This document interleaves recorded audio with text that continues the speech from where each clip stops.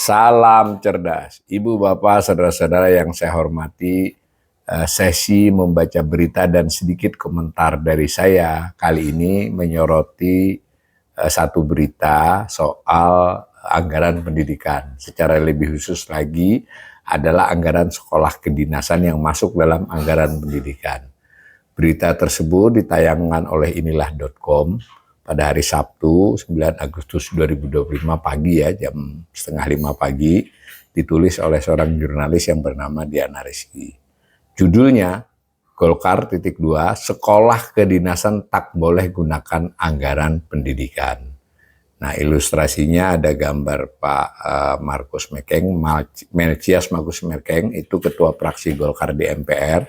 Beliau ini yang jadi sumber berita ya, yang pendapatnya, pandangannya yang dikutip oleh berita ini. Saya bacakan. Ketua fraksi Golkar MPR RI, Melchias Markus Mekeng, mengusulkan pemerintah memisahkan anggaran pendidikan dan anggaran pendidikan kedinasan. Menurutnya, besaran alokasi anggaran pendidikan kedinasan itu begitu timpang dengan pendidikan umum, menyebabkan kualitas pendidikan di Indonesia buruk. Nah, Ketua fraksi Partai Golkar MPR ini menyoroti 20% anggaran pendidikan dari APBN yang disebut belum terdistribusi dengan baik. Salah satunya terkait anggaran sekolah kedinasan. Nah, Mekeng mengusulkan pemerintah agar memisahkan anggaran pendidikan dan anggaran pendidikan kedinasan. Hal ini kata dia sesuai dengan peraturan pemerintah nomor 18 tahun 2022. Itu juga sudah dijelaskan di putusan MK tahun 2002, putusan MK tahun 2007, di mana menghapus perasa di Undang-Undang Sisdiknas bahwa anggaran kedinasan dan gaji pendidik di kedinasan tidak boleh mengambil anggaran pendidikan, ujar Mekeng di Kompleks Parlemen Senayan.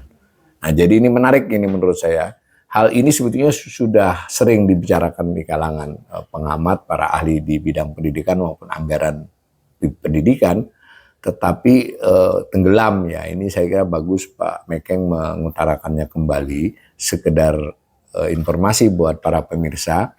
Jadi anggaran pendidikan itu diamanatkan oleh Undang-Undang Dasar 45 ya, bukan hanya undang-undang, tapi nanti di undang-undang dinyatakan kembali, Undang-Undang Sisdiknas, bahwa 20% dari APBN itu harus dialokasikan kepada anggaran pendidikan, disebut anggaran pendidikan. Nah, nilainya 20% dari belanja ya, jadi total belanja APBN berapa, misalnya 3.000, berarti anggaran pendidikannya 600 triliun minimal. Nah, karena sekarang 3.600 untuk 2025, berarti 20% dari 3.600 kurang lebih 720 triliun, itu minimal. Nah, masalahnya meskipun dihitungnya dari belanja, nanti rinciannya sebenarnya nggak hanya belanja. Ya belanja, kemudian juga ada yang bersifat pembiayaan. Pembiayaan itu pembiayaan pendidikan misalnya, atau investasi misalnya ke LPDP, itu bukanlah belanja tapi investasi, tapi dihitung merupakan komponen dari anggaran pendidikan. Jadi ini memang kerancuan ini sudah sejak awal ya, tetapi yang disoroti oleh Pak Mekeng ini hal lain lagi. Nah, saya bacakan yang sorotannya. Mekeng lantas menyoroti anggaran kedinasan pada 2025 mencapai 104,5 triliun untuk 13.000 siswa. Jadi di anggaran pendidikan yang kurang lebih 772 triliun tadi, itu kan ada belanja, ada pembiayaan ya, pengeluaran.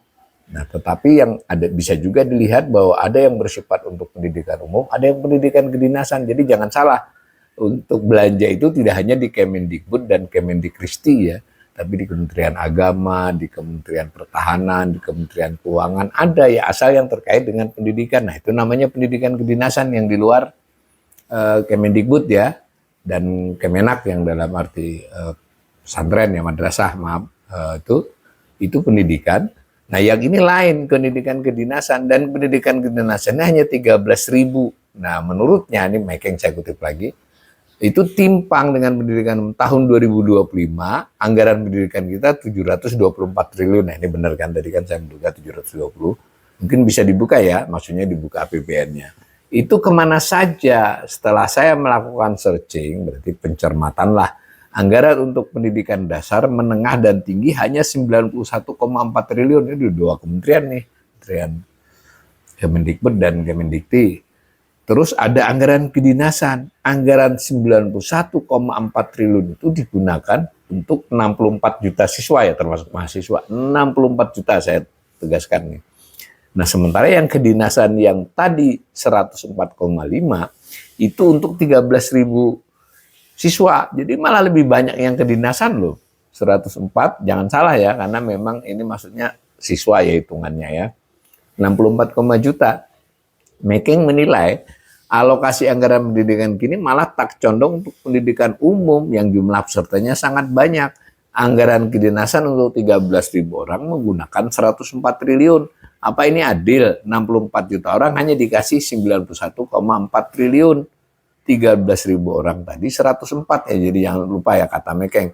Sebelumnya Meking meminta agar pemerintah menyediakan anggaran 20% yang diprioritaskan untuk pendidikan dasar, menengah, dan tinggi.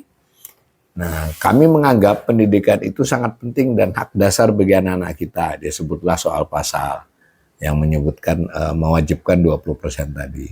Nah, lebih lanjut, ia menilai saat ini masih banyak daerah-daerah yang memiliki fasilitas sekolah yang tidak layak. Kemudian upah guru juga tidak dibayarkan dengan layak, hingga menimbulkan keresahan di masyarakat. Nah, berdasarkan data yang dihimpunnya, 24% anak-anak tidak bersekolah, 22% anak hanya tamat SD, sementara lulusan S1 sampai S3 hanya 4,8%. Sisanya tamatan SMP dan SMK. Jadi ini adalah potret kita, dan kalau potret ini tetap kita pertahankan, kami fraksi Partai Golkar tidak yakin kita bisa mencapai cita-cita Indonesia Emas tahun 2020. Ungkap Meking. Oleh karena itu kami minta kepada pemerintah, khususnya kepada Presiden Prabowo, agar anggaran 20% pendidikan diberikan utamanya kepada pendidikan dasar, menengah, dan tinggi sabunnya. Saya kira saya komentari ini cukup logis ya. Kalaupun kalau mengeluarkan pendidikan kedinasan, ya nanti 20% susah, tapi ini timpang bener nih. Saya bahkan sudah pernah di podcast saya ini juga mengatakan bahwa misalnya insentif kepada dosen kedinasan dengan dosen umum itu juga syarat-syarat dan ketentuannya juga menurut beberapa pihak tidak adil. Jadi soal keharusan untuk memperoleh nilai tertentu buat dosen di pendidikan tinggi biasa dengan di kedinasan itu berbeda. Intinya begitulah. Dan anggarannya juga jauh lebih besar ya di pendidikan kedinasan. Saya kira terlepas dari ini pernyataan Partai Golkar, pernyataan Pak Meking, topiknya ini menurut saya perlu dibicarakan secara serius. Apa yang dimaksud dengan anggaran pendidikan, lalu pembagiannya bagaimana. Jadi tidak cukup hanya soal 20%, tapi kemana saja dia. Dan salah satu yang tanda petik nampaknya melenceng adalah terlalu besar untuk pendidikan kedinasan dibandingkan pendidikan dasar, menengah, dan tinggi. Mudah-mudahan informasi ini bermanfaat.